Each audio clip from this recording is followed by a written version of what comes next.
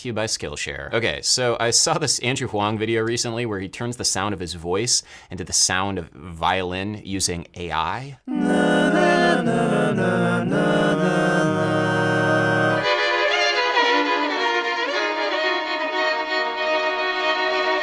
Okay, dang. Andrew's using a tool that was developed by Magenta, which is Google's AI and music research division. They were the ones that were responsible for that Bach AI chorale doodle thing. They have tons of really interesting projects, but the one that Andrew is using is something called tone transfer, which can transform the timbre or the tone of one audio recording or instrument into the timbre of another one, a completely synthesized one. The best way that I can understand it is that they're using machine learning that has been trained on the sounds of violins or saxophones or different timbres, and then combining that machine learning with traditional understanding of synthesizer technology, additive synthesis, subtractive synthesis, filters, oscillators, etc. So basically the way that this works is you can go to their web widget thing that they developed and just record yourself talking or singing or doing anything like that. I'm just talking right now.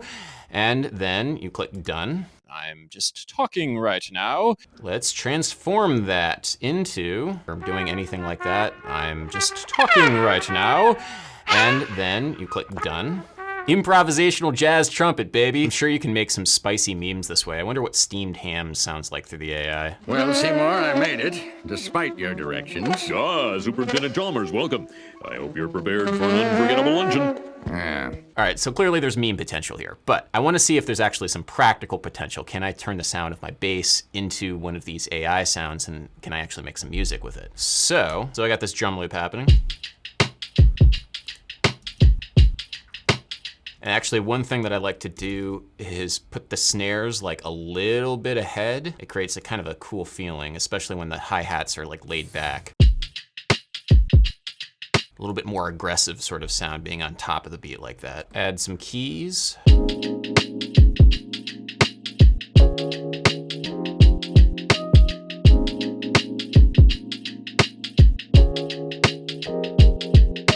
That sounds like some music to study and relax to. That will soon change. Let me grab my bass. Ugh. Check 1, 2.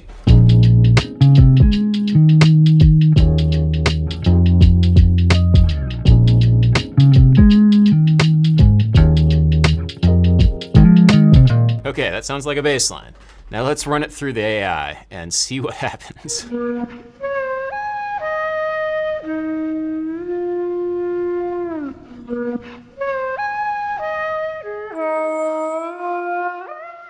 I really like that bending thing that happens right there. That kind of reminds me of my friend Zach Zinger and his shakuhachi. Doesn't it sound like an actual concert flute? It's kind of cool though. That like took all of 10 seconds to change the bass line into, you know, an AI flute. What about violin?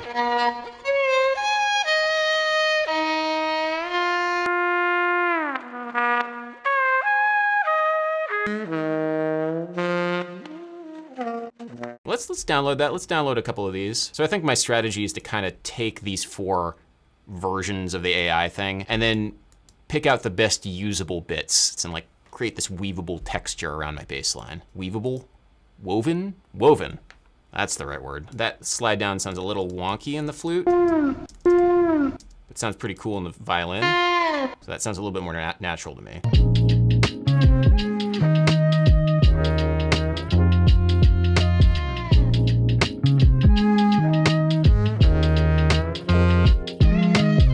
Okay, that's usable. You get some somewhat realistic sounds out of that, and all I was doing was just chopping up my bass line and moving it around. What if I took a bass solo? What would that sound like?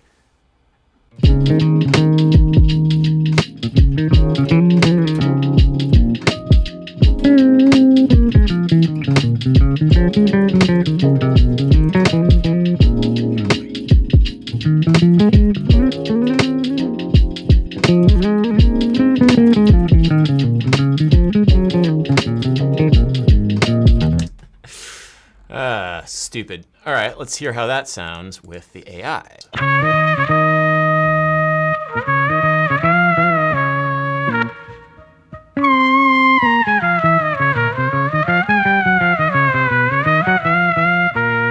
Sounds okay. I think the flute might sound a little bit better.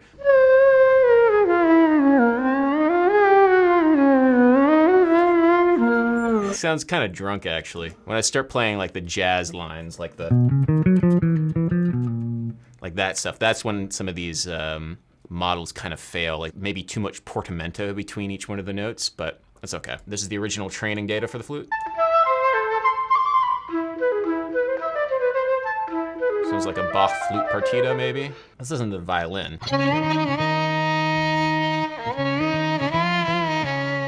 The violin was trained on Bach again. Sounds like one of the Bach violin sonatas. It seems like AI is being trained on a lot of Bach, which I think is cool. I mean, there's the Bach AI doodle, but you know, there is other music besides Bach, believe it or not. I mean, Bach is great. I don't want to knock Bach at all. Knock Bach, knock Bach. This is interesting because Bach is being trained into like the very fabric of machine learning now. I don't necessarily disagree with that decision if you have to pick one composer from the common practice of European music, but it's an interesting thing to consider. Anyway, to do this twice because I had to break up the bass solo recording. So let's listen to the second half of the bass solo. That lick right there, I call that the Mary Spender. I stole that from Mary Spender.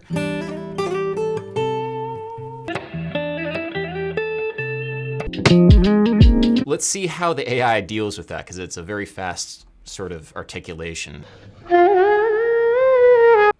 Almost. This is how the saxophone fares. That's kind of fun, actually. I'm gonna download all of these, and then I'm gonna combine them again like I did with that first bass line. Maybe we pick and choose what we like in this solo and then craft something like that. I like the end, that tail of the trumpet right here. That sounds cool. Like the way that note decays. That's pretty cool. Somehow captures the breath sound of a tenor sax. I do like the vibrato there. That's kind of cool though. Definitely has like a Stefan Grappelli vibe if it's in the violin. Even like widens up at the end. Did a pretty good job of that, capturing the Mary Spender special.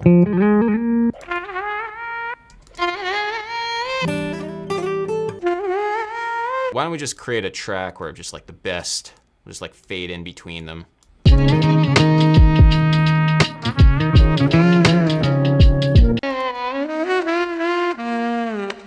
That definitely sounds general MIDI. Don't like that. That sounds a little better.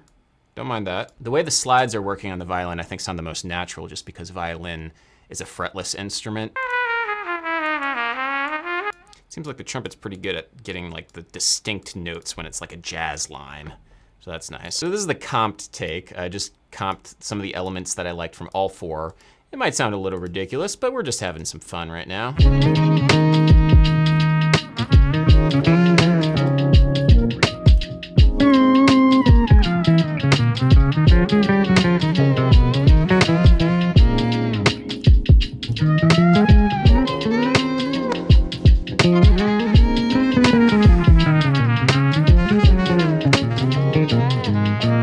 So I'm not sure if this is the most musical thing, but I think the super cool thing that's happening with Magenta and the team at Google who are doing all these experiments with music and AI is that it shows the possibilities and things are advancing very, very quickly. This idea of changing instruments into one another, I think is super cool. It can't really be done in real time yet, but if this differential digital signal processing ever found its way into like a VST or a plugin or some kind of synthesizer for a digital audio workstation, I think musicians would go kind of crazy with it. There's some really cool possibilities, and honestly, I'm just kind of messing around here. I'm sure if I spend a little bit more time with it, I would come up with something and some kind of a workflow that would make more sense and even be like super musical, potentially, maybe. Now, in Ableton Live, you can already do audio to MIDI. So I can just right click and then say, convert melody to new MIDI track.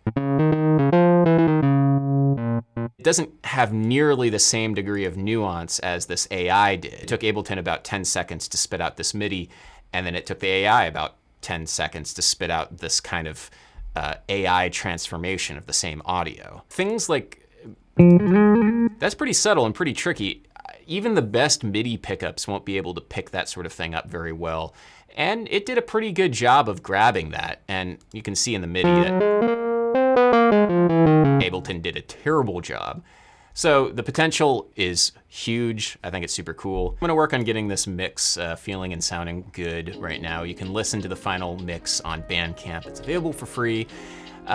It's also gonna be playing during the ad read for this video, which is brought to you by Skillshare. Sick sponsor seg. Skillshare is an online learning community for creative and curious people with thousands of classes to choose from. One of the classes in particular that I recommend is Learn How to Mix Music with Grammy-nominated producer Young Guru. It's a great condensed approach to learning things about mixing, including a great section on compression, which can always be confusing if you're just starting out. This is our threshold. This is telling us when the signal is going to be affected by the compressor. You can take classes like this or other things like photography and design and illustration. And if you're interested in joining Skillshare and learning more about these things, the first 1,000 people to click the link in the description will get a free trial of Skillshare Premium membership. After that, Skillshare is less than $10 a month with an annual subscription. Anyway, guys, thank you so much for watching. If you have any ideas on how you might use this tone transfer technology that just was released, let me know in the comments section because it's kind of ridiculous. But like any ridiculous thing that's kind of janky, musicians and artists will eventually figure out how to use it. It's pretty cool, I think. Yeah, until next time, everybody. Peace.